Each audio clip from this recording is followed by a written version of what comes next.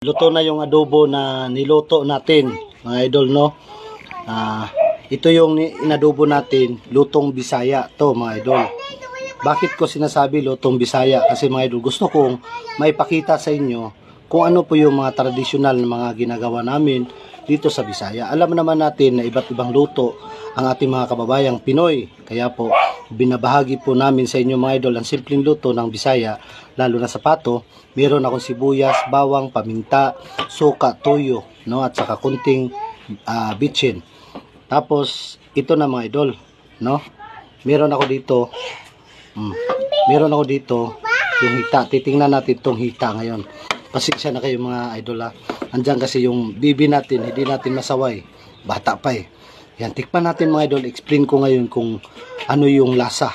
Ayan na, ha. Hita. Sarap. Sarap.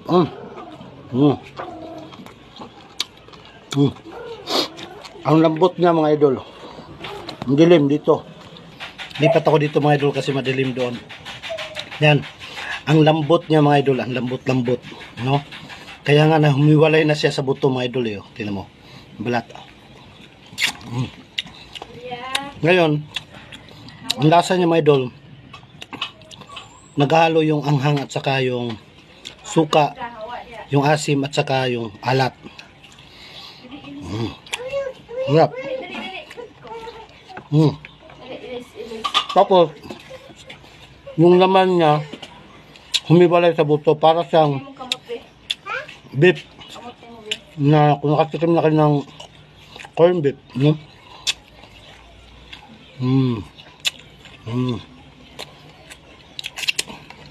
Sarap.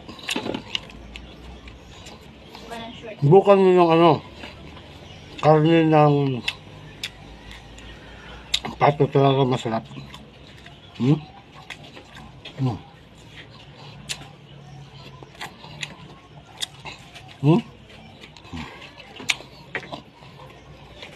May wala na, mga idol, oh.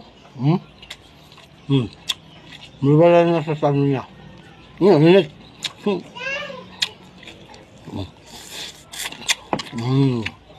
Sarap.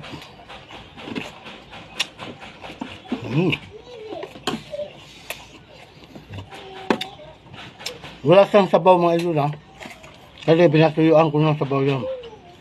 Niluto ko sarili niyang katas. Tapos ninapong ko ito suka na. Laman. Naplaga. Tubig.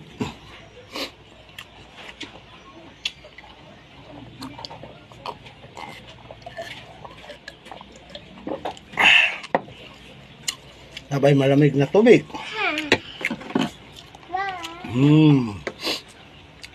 Yan laman.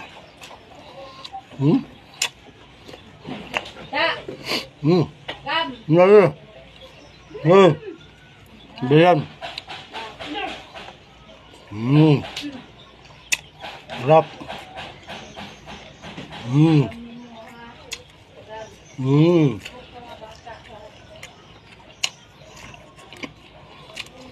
Yung iba hindi kumakain baso, pero masarap talaga.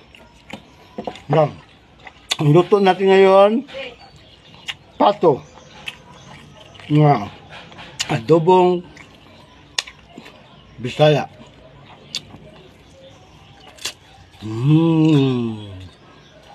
Yeah.